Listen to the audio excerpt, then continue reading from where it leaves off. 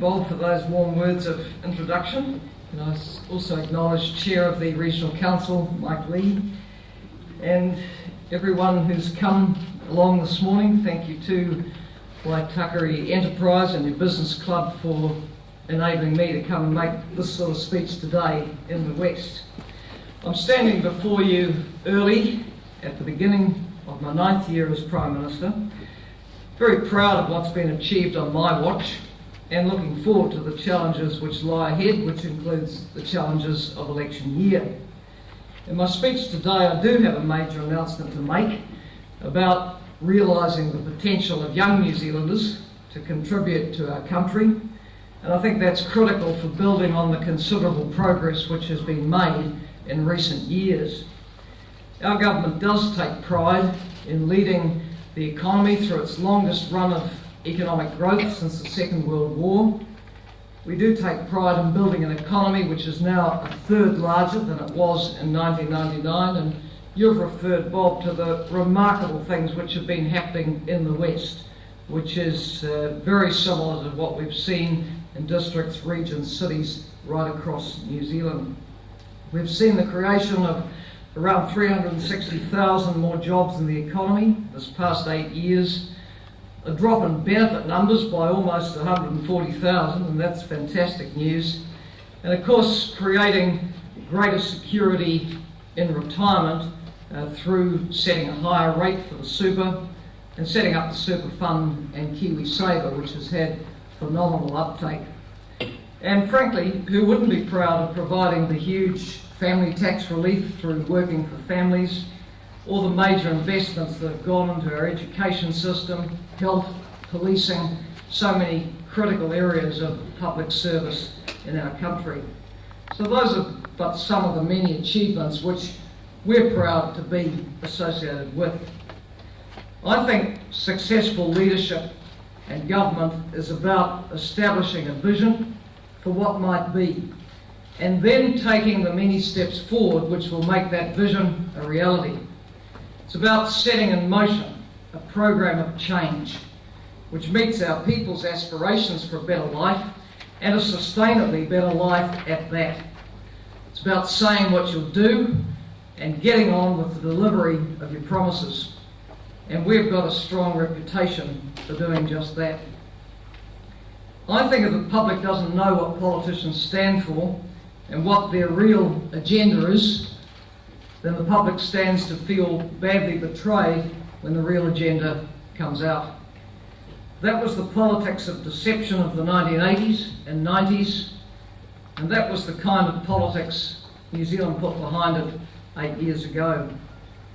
In its place, our country got a Labour-led government, very transparent agenda, strengthen the economy, share the dividend from growth across the community, and lift our country's pride and confidence in itself. I do think a lot's changed for the better around New Zealand in the past 8 years, and that process of change has to continue, because we must deliver ever higher living standards to our people in a very competitive world. We can't stand still. There's no doubt the economy is now much more resilient, and that's critical when there's global market volatility of the kind we've been seeing even in the early weeks of this year. This is not a time for gambling with our country's future. Growth will slow a little bit this year, but it's still expected to stay above 2%. That used to be as good as it got. The economy is expected to return to its trend rate of 3% growth next year. So at this time of international turbulence, employment remains very strong, with employers experiencing skills shortages. Unemployment is forecast to stay low.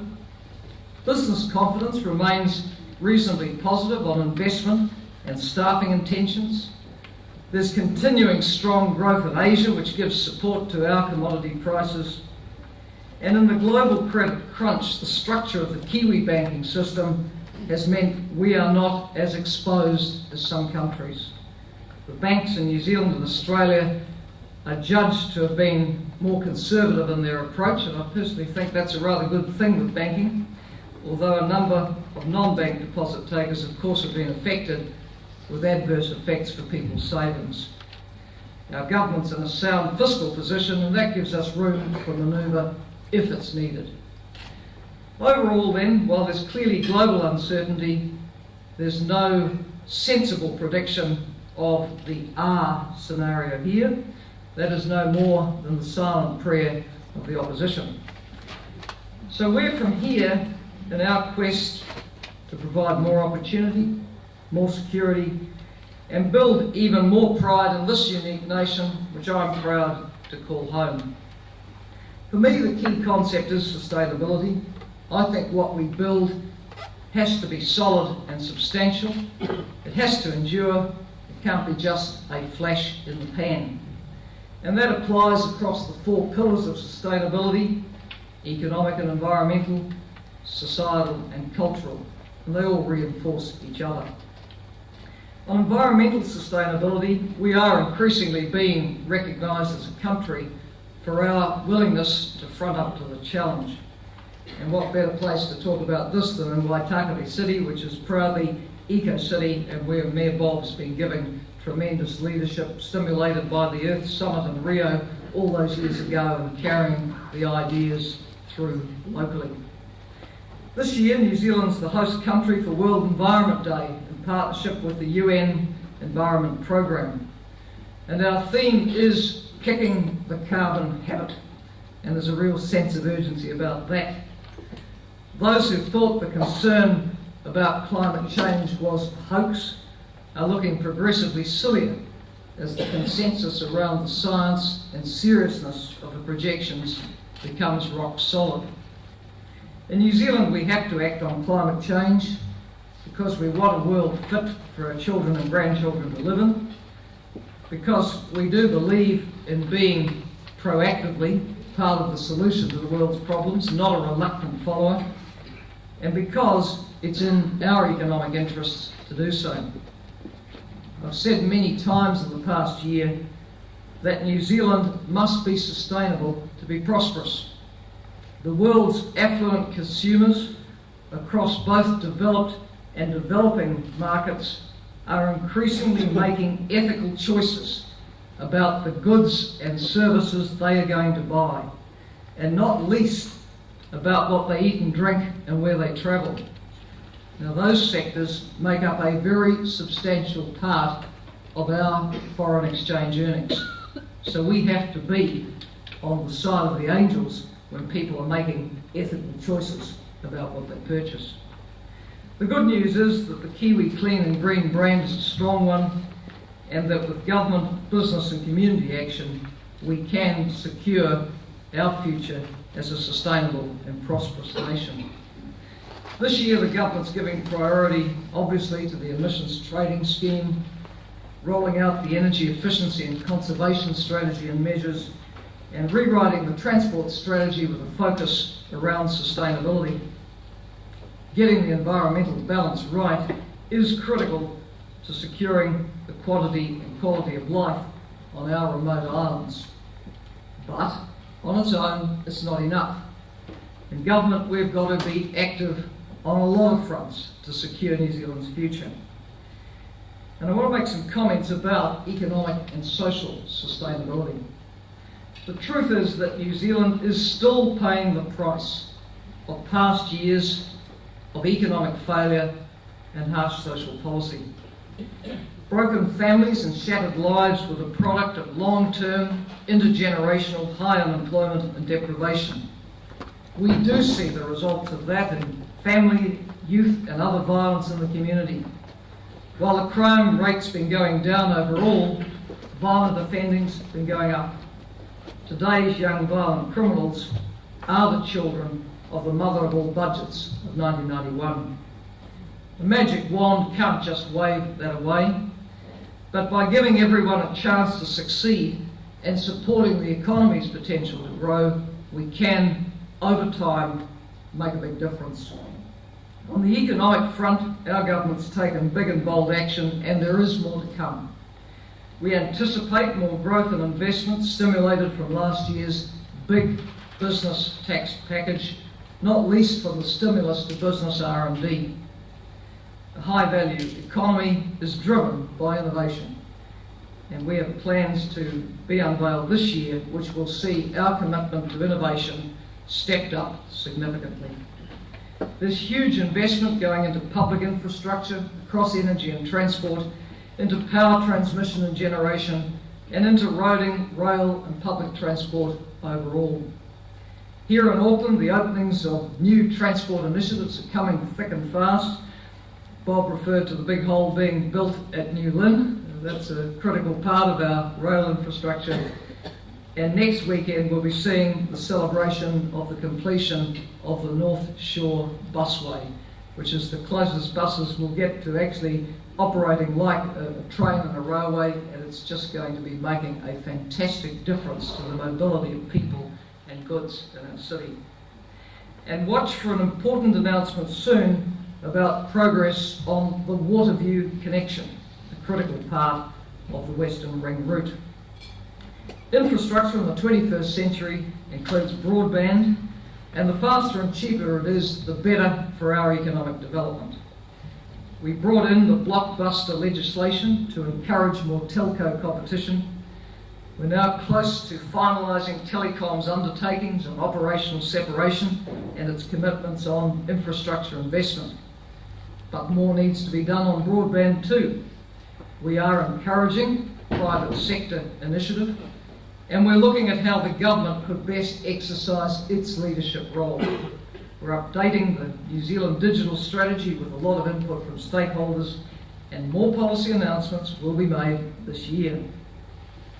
Of course, an outward-looking economy like ours needs good market access offshore, and that's why a lot of government time is spent on trade policy. The biggest gains come out of the WTO rounds, and the Uruguay round delivered big gains for New Zealand. The Doha one has the potential to do more, but progress is slow. So we're making our luck, negotiating with others, especially in Asia and the Gulf. I do hope soon to be able to report progress with China, the most ambitious negotiation we've been engaged with to date.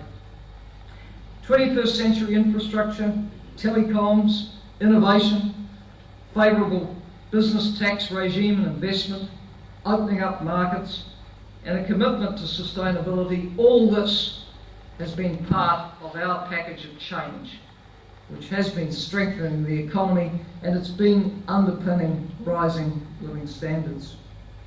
But there's another critical ingredient, and that is the contribution our people make through their knowledge and skills to the country's development. Of course, realising the full potential of our people isn't just good for the economy, it's transformational for the society as well.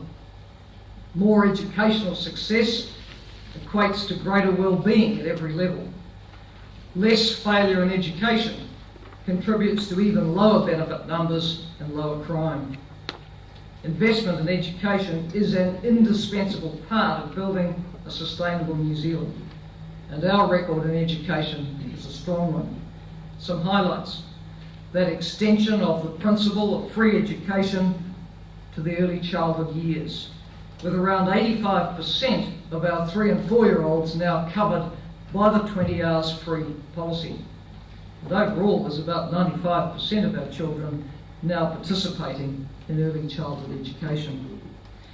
We've provided more than 5,000 extra teachers for our schools above those which have been needed for role growth, and this year we're taking the big steps towards the 1:15 teacher-pupil ratio for new entrants. We've supported our tertiary students with the interest-free loans and by capping fees, and we'll make more announcements about student support in the course of the year. We've doubled the numbers in industry training, and that modern apprenticeship scheme for young people has been a runaway success. You know, by September last year, almost 14,500 had enrolled as modern apprentices, and that was well ahead of the 14,000 we'd planned for by the end of 2008. And close to 4,000 had actually completed their trade quals by last September. I'll be celebrating the passing of these milestones out at Vaudrey Miller Yachts a little bit later this morning with young apprentices. So all of this bodes well for New Zealand, but it's time to step up the effort even more to realise the potential of our young people. We think the obstacles to their development need to be identified earlier, that we need to lift the participation and achievement rates of our teenagers in education and training.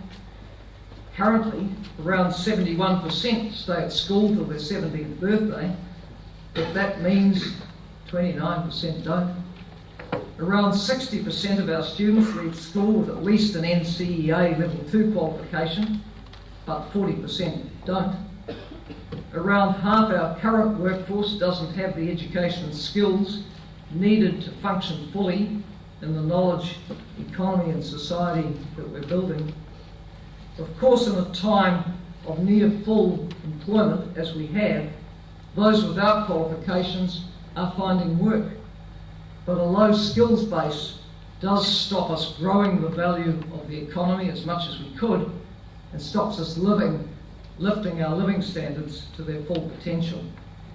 So the announcements I'm making today are about next steps the Labor government is taking to realise the potential of young Kiwis, building on the already massive extra investment that's gone into education and training since 1999. On early intervention, next week the Minister of Health and I will be launching the before school health checks aimed at all 4 to 5 year olds. It's a big program and it's based on a simple idea that healthy children are the most likely to succeed at school. This program has been trialled with very positive results.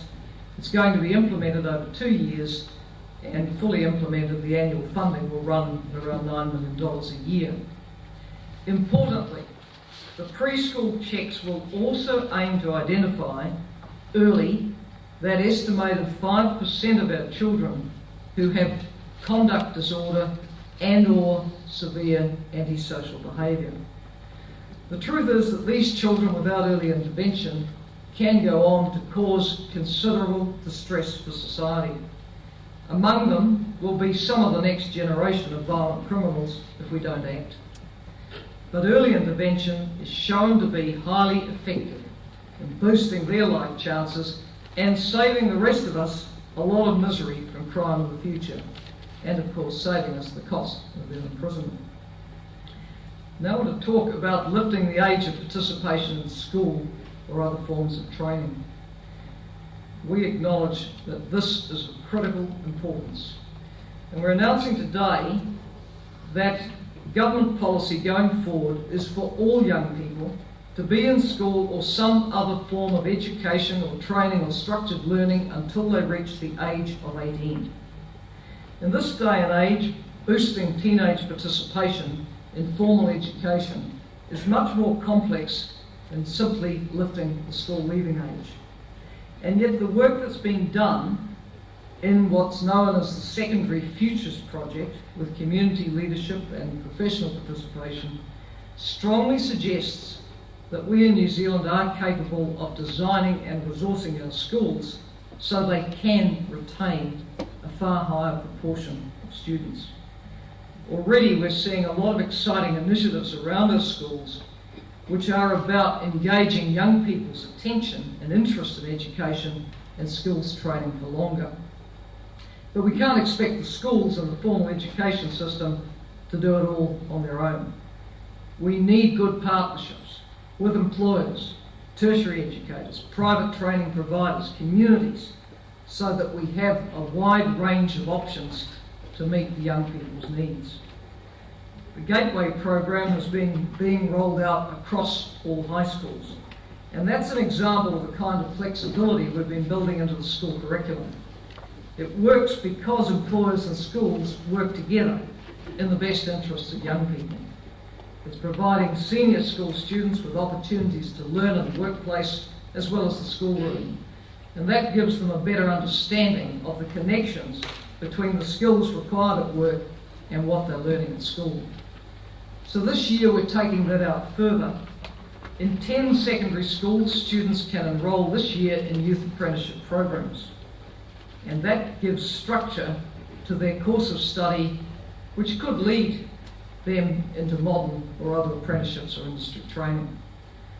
These youth apprenticeships will also offer the young people involved the prospect of paid employment and work placements during school breaks and the ability to earn credits towards their apprenticeship while they're still at school. As part of the policy to have all young people engaged in education or some other form of structured learning until the age of 18, we're going to ensure that the youth apprenticeship scheme is rolled out across all high schools by the end of 2011. And it is designed to be available to students from year 9, our 13-year-olds, because we know it's at that early point that some students are starting to drop out and are not relating well to the conventional school curriculum. The government's charging the Ministry of Education with responsibility for the plan of action which will implement the new policy overall, with the objective of achieving the new goal for participation in education until the age of 18 within the next parliamentary term. And we'll be developing a detailed timetable with clear milestones after consultation with stakeholders. The plan will address the need to invest in professional development so that our high school teachers have the skills they need to engage with and provide this sort of expanded advice and teaching to our students. It'll address raising the expectations of achievement throughout the community and especially supporting the plans we have for Pacifica education and Māori learning as Māori to improve engagement and achievement in both those communities where levels are particularly low. We need to address broadening the range of enrolment options in senior secondary school, providing better pathways and quality careers advice so that young people have a better knowledge of the options that are out there for them, and so that the training programs they enrol in fit well with what they want to go on to do. We need very clear links established between business and industry, iwi, community and education to open up relevant opportunities for students to learn. We need to ensure that achievement levels increase along with the variety of programs and increasing participation in education. We will be addressing what legislative changes, if any, are necessary to achieve the policy and how we can best monitor progress and report on it. It's estimated that the full year costs of providing for education in school or other forms of structured learning until the age of 18 will be around $170 million per annum.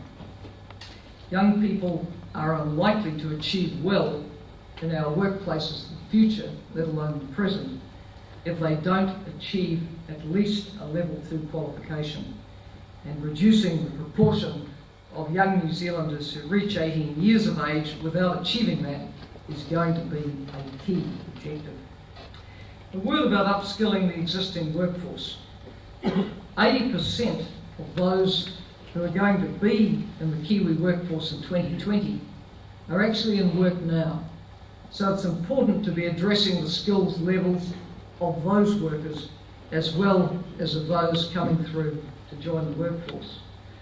To that end, the Minister for Education, tertiary area, is making an important announcement today about establishing a unified skills strategy. And as part of that, Government, Business New Zealand and the Council of Trade Unions have committed to working together on a tripartite basis for a skills strategy to be rolled out across the economy. The strategy will be focusing on how we retain skills in the workplace, on better ways of measuring and valuing skills, and identifying the demand for skills and how to increase supply. While the strategy will apply across the entire workforce, there is a particular strand of work in that program which ensures that young people already in work are a primary target. In today's speech, I've focused very much on education and skills, realising the potential of our young people, and other key inputs into building economic, social and environmental sustainability for our country. Of course, there are many other areas of policies for change I'll be highlighting in the coming months, from a program of personal tax cuts to relieve pressure on household budgets, to new initiatives in health, for affordable housing, for victims' rights. I'll also be promoting how our independent and principled foreign policy contributes to international peace, development and sustainability of life on our planet. I'll be highlighting the role of our creative people in expressing what's unique and special about New Zealand. I'll be highlighting the role of historical treaty settlements, engagement with Māori and inclusion of all ethnicities and faiths in building a cohesive New Zealand. And I'll highlight our pride in the success of Kiwis in every field, whether we're talking business or community, education or public service, sports or the arts. All of these elements contribute to us being a successful and sustainable nation. There's one thing I can assure you of before all. With Labour, you do know where you stand. Our mission in government, our agenda, our policies are all transparent.